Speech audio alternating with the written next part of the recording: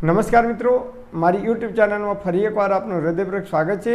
આજનો ટોપિક છે મિત્રો કે યુરિક એસિડનો પ્રોબ્લેમ આજે દિવસે ને દિવસે વધુને વધુ પ્રમાણમાં જોવા મળે છે। આપણે એવા 5 ખોરાક જે નિયમિત ખાઈએ છીએ જેના લીધે દિવસે ને દિવસે આ બીમારી વધુને વધુ જોવા મળે છે। હવે યુરિક એસિડનો પ્રોબ્લેમ વધે તો કયા કયા ખોરાક આપણે ના ખાવા જોઈએ? તો સૌથી પહેલાં જોઈએ તો યુરિક એસિડનો પ્રોબ્લેમ આવે તો કેવા લક્ષણો હોઈ શકે છે?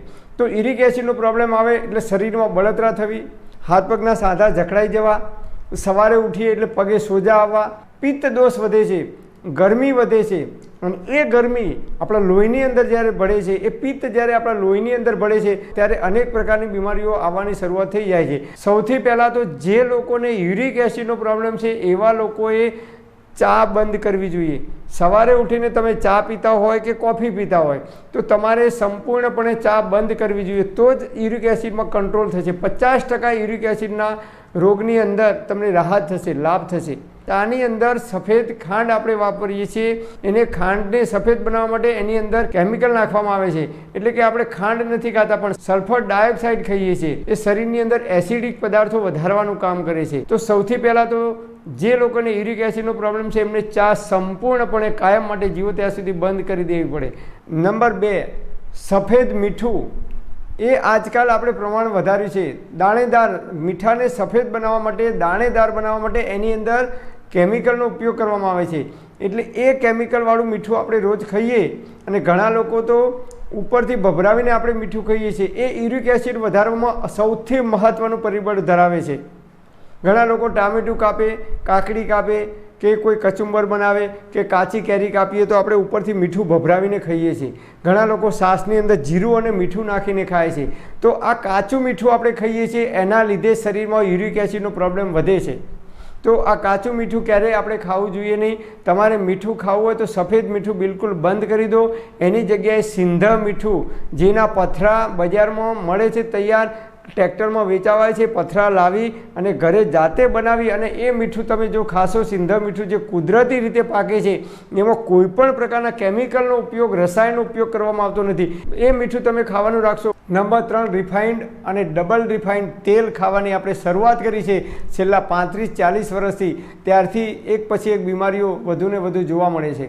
તો આપણા બાપ દાદાઓ આજથી 40-50 વર્ષ પહેલાં તમે જુઓ તો એ લોકો રિફાઇન્ડ કે ડબલ રિફાઇન્ડ તેલ ખાતા નહોતા। લાકડાની ગાણીનું શુદ્ધ સિંગ તેલ, તલનું તેલ અને સરસવનું તેલ અને કોપરાનું તેલ, જે સિઝન પ્રમાણે લોકો તેલ ખાતા હતા। અને આજે આપણે વર્ષમાં 3 કે 4 ડબ્બા તેલ લાવી અને સિંગ તેલ ખાય છે, કેટલાક લોકો કપાસિયા તેલ ખાય છે, કેટલાક લોકો સૂરજમુખીનું તેલ ખાય છે।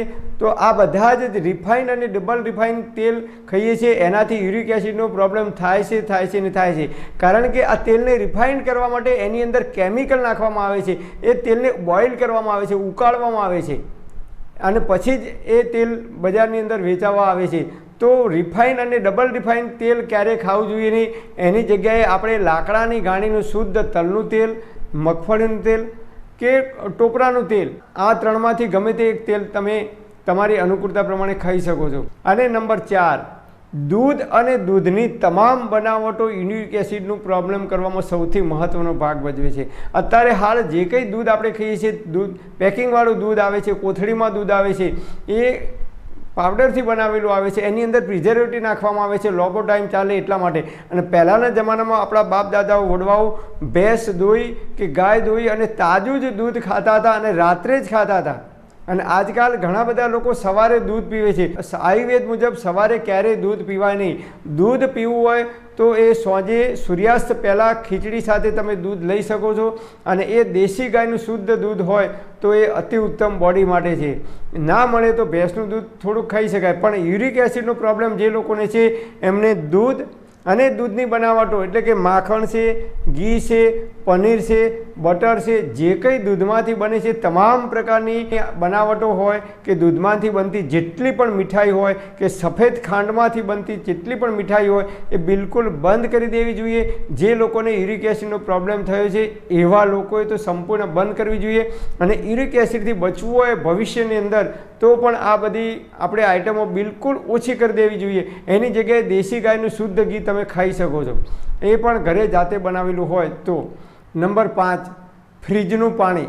આજકાલ તમે જુઓ તો મોટા ભાગના બાળકો પણ ફ્રીજનું પાણી પીતા થઈ ગયા છે. મોટા ભાગના તમે કોઈ પણ જગ્યાએ આપણે સંસ્થામાં જઈએ, શાળા કોલેજોમાં જઈએ તો ત્યાં પણ વોટર કુલર મૂકેલા હોય. ગવર્મેન્ટ કોઈ પણ ઓફિસોમાં આપણે જઈએ તો ત્યાં પણ વોટર કુલર મૂકેલા હોય છે.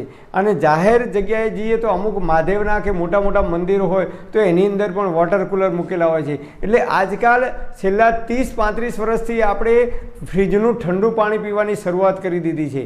ફ્રીજનું ઠંડુ પાણી જિંદગીમાં જીવો ત્યાં સુધી ક્યારેય પીવાય નહીં.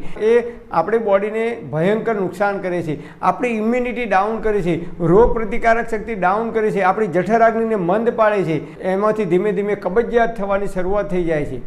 તો ફ્રીજનું પાણી ઠંડુ ક્યારેય પીવું નહીં તો યુરિક એસિડનો પ્રોબ્લેમ હોય એ લોકોને 100% યુરિક એસિડના પ્રોબ્લેમમાં વધારો થઈ શકે છે. તો આ 5 વસ્તુથી બચવું જોઈએ. હવે યુરિક એસિડનો પ્રોબ્લેમ થયો હોય તો નિર્દોષ એવી ઔષધિ છે, આયુર્વેદમાં આપણા ઋષિઓએ બતાવેલી છે. નંબર 1 ઉપર આવે છે ધાણા.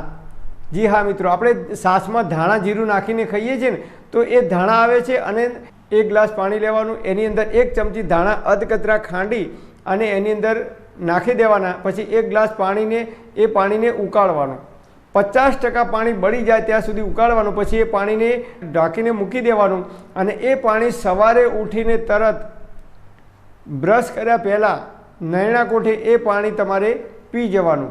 તો યુરિક એસિડની અંદર અદ્ભુત તમને રાહત થશે. બીજો ઉપાય છે નિર્દોષ, બજારમાંથી ગોખરું લાવવાના. પણ ગોખરું સડી ગયેલા ના હોય એ ખાસ ધ્યાન રાખવાનું. ગોખરુંનો પાવડર ના લાવતા. સડી ગયેલા ખરાબ થઈ ગયેલા ગોખરું છે એનો પાવડર બનાવીને વેપારીઓ વેચતા હોય છે. એટલે ગોખરું આખા લાવવાના, સડી ગયેલા, એની અંદર જીવાત ના હોય એનું ધ્યાન રાખજો. અને એ ગોખરું 1 ચમચી ગોખરું 1 ગ્લાસ પાણીની અંદર ઉકાળવાના.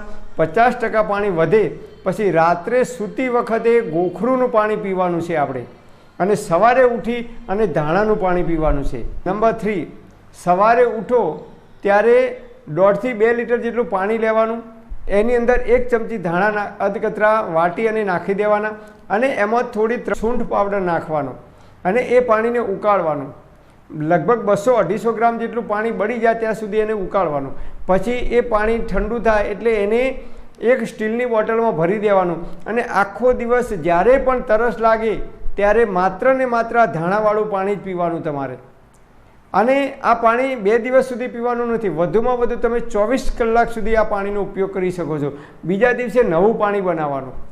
તો તમારી જેટલી જરૂરિયાત હોય એટલું તમે પાણી રોજે રોજ તમે આ રીતે ધાણાનું પાણી પીશો 15 દિવસ સુધી, તો શરીરની અંદર લોહીની અંદર જેટલા પણ ટોક્સિન છે, લોહીને શુદ્ધ કરવા માટેનું આ અદ્ભુત પરિણામ આપે છે આ ઔષધિ. અને બીજા નંબરની ઔષધિ છે જેને રસાયણ ચૂર્ણ કહેવામાં આવે છે. ગળો, ગોખરું અને આમળા, આનું તૈયાર ચૂર્ણ બજારમાં મળે છે. એ તમારે ના લાવવું હોય તો ઘરે 1:1:1 એટલે કે સપ્રમાણમાં બનાવવાનું. 100 ગ્રામ 100 ગ્રામ 100 ગ્રામ આ ત્રણેયનો સરખા પ્રમાણમાં એનો પાવડર બનાવી મિક્સ કરી અને એ પાવડર તમારે દરરોજ રાતે સૂતી વખતે 1 ગ્લાસ પાણીની અંદર 1 ચમચી પાવડર નાખી અને પાણીને ઉકાળવાનું. 50% પાણી બળી જાય પછી એ પાણી તમે પી શકો છો. ખોરાક કયો ખાવો ને કયો ના ખાવો એ જોઈએ. તો જે લોકોને યુરિક એસિડનો પ્રોબ્લેમ છે એવા લોકોએ દૂધની તમામ આઇટમો બંધ કરવાની, એટલે કે દૂધ અને સફેદ ખાંડમાંથી બનતી તમામ પ્રકારની મીઠાઈ બંધ કરવાની. નંબર 2, દાણાવાળા શાકભાજી તમારે બિલકુલ બંધ કરવાના છે. દાણાવાળા શાકભાજી એટલે કે ભીંડો છે, ગવાર છે, ચોળી છે, પાપડી છે, વાલોડ છે, વટાણા છે, જેની અંદરથી દાણા નીકળે છે એવા શાકભાજી તમારે બિલકુલ એવોઇડ કરવાના છે યુરિક એસિડનો પ્રોબ્લેમ હોય એવા લોકોએ.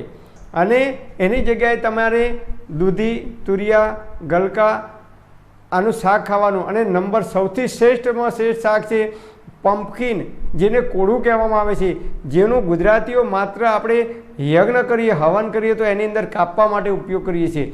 પણ એ કોળું છે એ 120 દિવસ સુધી તમે મૂકી રાખો તો ક્યારેય ખરાબ થતું નથી. એને ફ્રીજમાં મૂકવાની પણ જરૂર પડતી નથી. અને આયુર્વેદમાં સૌથી બેસ્ટ ઔષધિ માનવામાં આવે છે. પિત્ત પ્રકૃતિ હોય, શરીરમાં ગરમી વધી હોય, શરીરમાં યુરિક એસિડનો પ્રોબ્લેમ વધ્યો હોય તો એ એસિડિક તત્વોને શાંત કરવા માટે તો આલ્કલાઇન આપણે ખોરાક ખાવો જોઈએ. તો આ આલ્કલાઇનમાં સૌથી બેસ્ટ છે એ પમ્પકિન, કોળું છે. તો કોળાનો જ્યુસ પણ આપણે અડધો ગ્લાસ રોજ પી શકાય, અથવા કોળાનું શાક તમે નિયમિત ખાવાનું રાખશો તો બોડી માટે અતિ ઉત્તમ ફાયદાકારક છે. તો આપણે વેલાવાળા શાકભાજી ખાવા જોઈએ, દાણાવાળા શાકભાજી અવોઇડ કરવા જોઈએ. બાજરીનો રોટલો એ ઉષ્ણ છે, દહીં એ ગરમ છે, ઉષ્ણ નહીં અતિ ઉષ્ણ છે, તો દહીં પણ ના ખાવું જોઈએ. ભીંડો, રીંગણ, આ જે ગરમ પદાર્થો છે એ ગરમ પદાર્થોનું સેવન આપણે યુરિક એસિડનો પ્રોબ્લેમ હોય એવા લોકોએ બિલકુલ ના કરવું જોઈએ. તો આટલે આપણે ખોરાકમાં પરિવર્તન કરીશું, પ્રકૃતિના નિયમોનું પાલન કરીશું, તો જ્યાં સુધી જીવીશું ત્યાં સુધી તંદુરસ્ત અને નિરોગી રહી શકીશું. પણ હા મિત્રો, તમારે કોઈ ડૉક્ટરની કે વૈદ્યની દવા ચાલતી હોય કે કોઈ લાંબા ગાળાની બીમારી હોય તો તમારે ડૉક્ટર કે નિષ્ણાત વૈદ્યની સલાહ લીધા પછી જ આ પ્રયોગ કરવા માટે વિનંતી. પરમપિતા પરમાત્મા આપ સર્વેને તંદુરસ્ત અને નિરોગી રાખે એવી હૃદયપૂર્વક મારી પ્રાર્થના. Thanks for watching my video. Thank you.